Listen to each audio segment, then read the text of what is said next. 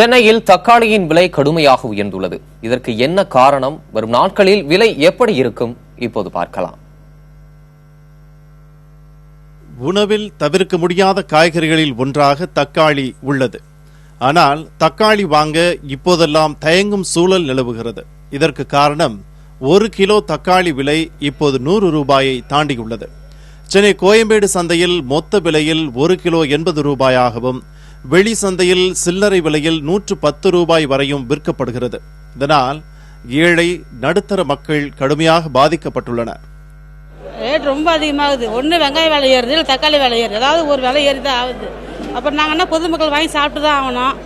இவங்களும் விலையை குறைக்க மாட்டேன்றாங்க. கேட்டால் எங்கே என்ன பண்ண சொல்கிறீங்க, டீசல் விலை பெட்ரோல் விலை ஏறுதுன்னு சொல்கிறாங்க. ஆனால் நாங்கள் விலை அதிகமாக விற்கிறோம், நாங்கள் என்ன பண்ண முடியும்னு கேட்குறாங்க. எங்களால் ஒன்றும் பண்ண முடியல, வாங்கி சாப்பிட்டு தான் ஆகணும். வீட்டுக்கு தான் பிரச்சனை வருது.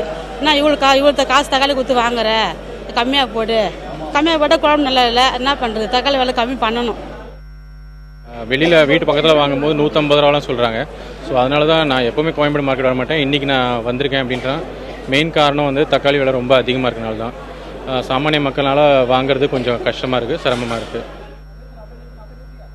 சென்னையில் கடந்த மார்ச் மாதத்தில் 1 கிலோ தக்காளி 7 ரூபாயாக இருந்தது. அதன் பின்பு 1 கிலோ 15 ரூபாயாக இருந்தது. மே மாதத்தில் 1 கிலோ தக்காளி 40 ரூபாயாகவும், கடந்த வாரம் 50 ரூபாய் முதல் 60 ரூபாய் வரையிலும் விற்கப்பட்டது. தற்போது மேலும் விலை அதிகரித்துள்ளது. படிப்படியாக வறட்சியின் காரணமாக விலைவாசியின் குறைந்து விற்றதன் காரணமாக விவசாயிகள் யாரும் தக்காளியை யாரும் நடலை. அது ஒரு காரணம். வறட்சி கடந்த 2 மாதமாக நல்ல வறட்சி, தண்ணி பற்றாக்குறை. இதனால விவசாயிகள் யாரும் தக்காளியை விவசாயம் பண்ணலை. பொதுவாக 3 மாதங்களில் தக்காளி விளைச்சலாகிறது. தற்போது 30 நாட்கள் கடந்துள்ளது. இன்னும் 2 மாதத்தில் தக்காளி விளைச்சலாகி வந்துவிடும்.